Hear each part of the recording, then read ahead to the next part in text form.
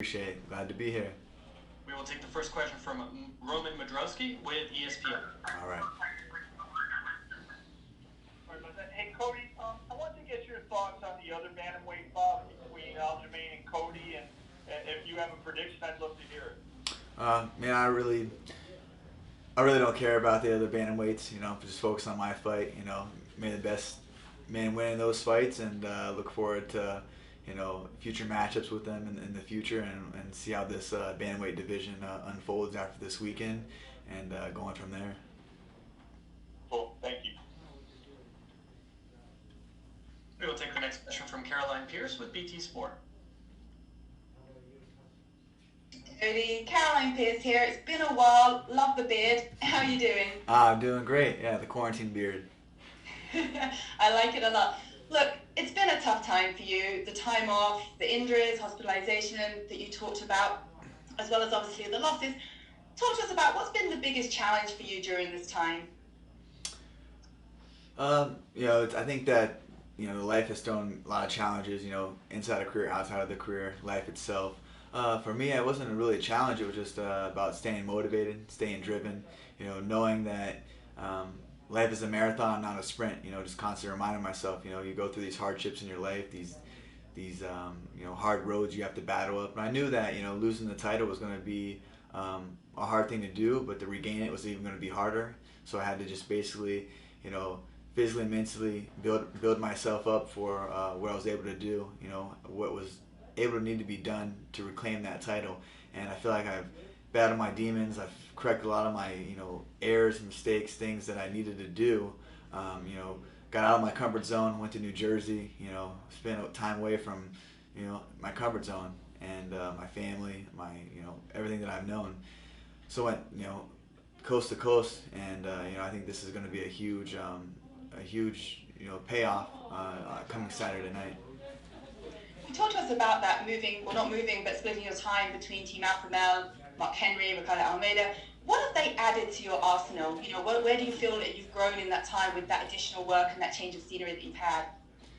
I feel like they've, my coaches from Team Alpha Male, my coach from New Jersey, Ricardo Almeida, Coach Henry, they've added a lot, just with the coaches in Team Alpha Male. They've all blended everything together, and just, always constantly, each camps have been just reminding me to be myself, to do what I am best at is, be a fighter, be an athlete, and, just remind myself to have fun, to fall in love again with the sport, to have that passion, that fire. And I think that's a difference from this fight camp to the last fight camps going in, leading up to the fight, that I'm hungry again. My passion burns heavier than it's ever have, and just very thankful that fire's back. It sucks to lose it. I love fighting so much that I hate it at times, and every time that I try to walk away from fighting, I feel like I was always drawn back. And knowing this is my true purpose in life is to be a fighter and use these God-given skills that I was blessed with to provide for my family, to make a better life for myself, to become the best in the world. And just putting the hard work in and the daily grind is going to be a huge payoff come Saturday. Really can't wait to see that. You must have confidence, you know what you can do with your hands. It sounds like obviously you've been working on the ground game even more as well. Sometimes in the past there's been a tendency that your emotions can both show us great showmanship in the octagon, but also, have got the better of you a little bit. You talked about the psychological work that you've done as well. What does that look like? And is the plan, against Assuncao, who's not an emotional guy in himself, he's not going to really rile you up, is the plan to sort of taper that a little bit? I have a nice game plan, just be myself in there, just be myself in there, have fun, mix things up, become the martial artist that I know that I am, that I know I've been working on. So just about having fun, man. I'm excited. This whole week, even getting here, has just felt great to be here. Fight week, getting the Reebok gear, the smallest things, checking in, getting picked up from the airport, like those small things you take for granted. I think you lose sight of those sometimes. Just excited to go through this journey of fight week and have those feels again. Get goosebumps thinking about it. Your heart races when you think about the fight, and I think that's a difference. Mentally, physically, emotionally, I'm invested in this sport again. If you want to call fighting a sport, but I'm all in. I felt like after I won the title, I didn't set goals after. Obviously, I had injuries. I was more worried about staying healthy and getting healthy. So I wasn't able to visualize what my next plans were, what my next goals were, and that's what I've done my whole entire life was visualization. Manifest my future, and all I could really focus on was just staying healthy, getting healthy, rehabbing through my injuries, and now I was able to have that time to really reflect and just train and get back to the grind. Hard work pays off. That's as simple as that. Hard work pays off. And all of this will obviously be targeted towards Raphael Assuncao. What challenge does he bring to the table, to the cage, if you like? I mean, I have a lot of respect for Assuncao. He's been, there's not many WC guys left around, and he's one of those guys that's fought and, been in the top 5, for quite some time now. He doesn't bring the most exciting fights. He's kind of more of a counter striker. So, just for me, it's just, my game plan is just stay busy, do more than him, and, push the pace on him and make him fight. Well, I'm looking forward to seeing this new revived and energized version of you in there. So best of luck. Thanks, Carolyn. And we will take our next questions from Nolan King with USA Today. At the time today, man, just kind of going off of what was just asked of you. You talked about the mental side of things and the physical adjustments. When you go back and you look at the 3 losses that you had and the changes that you've made, what do you think the biggest adjustment you've had to make coming into this fight is? Just the hard work. Put the work in. Believed in it. Just didn't go in and clock in. I went in for a purpose to get better each day, to push myself to the limit. I always train hard, always do that, but really investing in myself, becoming a better martial artist. I mean, I traveled 3,000 miles across the country, left my family, left the comforts of my home, left my comfort zone to get out of it, and that's what I really need. I had new guys, that were hungry to challenge me, to be battle tested, come back to Sacramento in between camps. And the same guys, are still battle testing me, and so just getting ready for war, getting ready for that battle, and just putting yourself in those tough situations, getting out of your comfort zone, and just putting the work in. That's really what's different, no excuses, no injuries, no mental setbacks, no emotional setbacks. Just really trying to find peace in my life. My family brings that to me, and knowing when I was away from them, what I was sacrificing, what I was missing out on, just are going to contribute to my success on Saturday night. You've talked in the past about potentially moving down to flyweight. Is that still on your plate after this one? We'll see, man. We'll see how the bantamweight shakes up. I want to be the best in the world, and that's what I set out to do. If it's in my cards to go down to 25 and become the flyweight champion as well as the bantamweight champion, then we'll do that. We'll talk with my coaches and managers, but first and foremost, I have a tough adversary in Raphael Assuncao this Saturday that I'm focused on. But you always try to have your second move ready to go. But it's getting back to the throne. That's what I want. I want the bantamweight title back. I'm very excited for that opportunity to climb the ranks again. Once a hunter, always a hunter. What do you think the game, like the map to that title shot is? Do you feel like with just a couple more wins here, given your name, given that you're a former champion, you're right back in that mix, you could be the one fighting for the title? Just go out there and be myself, go out there and fight the way that I fight, put on performances, starch people, first, second, third, fourth, whatever round I have to do it in, just cool, calm, and collected, just really show my growth, I look at it as like a lot of people look at loss and failure or setback as no progress, or no. But for me, it was like I've had to learn the hard way my whole entire life, and I feel like I won the title at 25. I was 25 years old, 11-0 world champion. I lost it early, and I feel like I'm still, I haven't hit my prime yet. I'm 28 years old. I feel every day I'm getting better as a martial artist, as a human, as a man. So I just feel like my best days are ahead of me, and just knowing that life's a marathon, not a sprint. So whatever it takes to get back to that title shot, to become a world champion, I'm mentally, physically, emotionally prepared to do whatever it needs to be done. Good luck Saturday, Cody. Appreciate the time, man.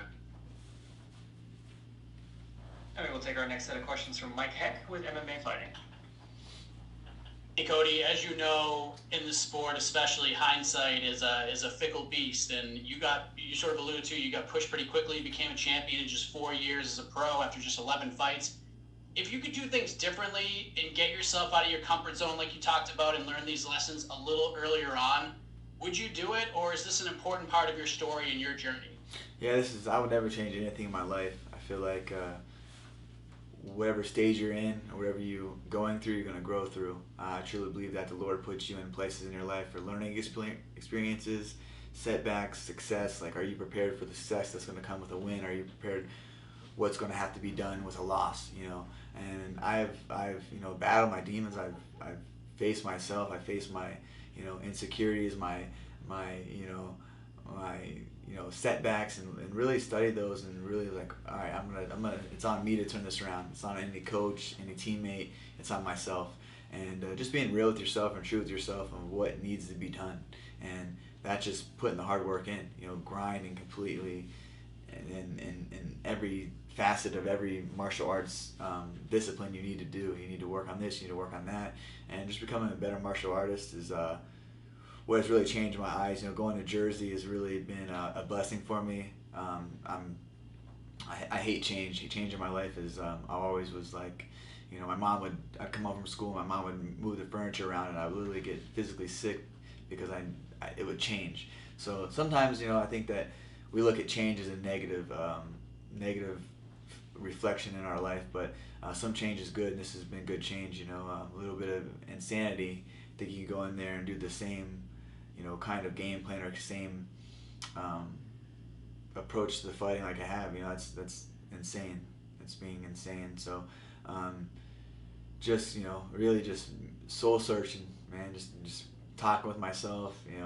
It's me versus me always. It's never my adversary or my opponent that's in front of me. It's always, if I can battle myself, I can defeat myself, then I'm going to go and be victorious against any opponent, because whatever I do, I'm the harshest critic of myself, and on the corrections, and just being real with myself. No excuses, no nothing. Just, I wouldn't change anything, man. Like, I don't see anyone else that was brought up. Not too many people was brought up like I was, especially in the fight game. I fought everybody.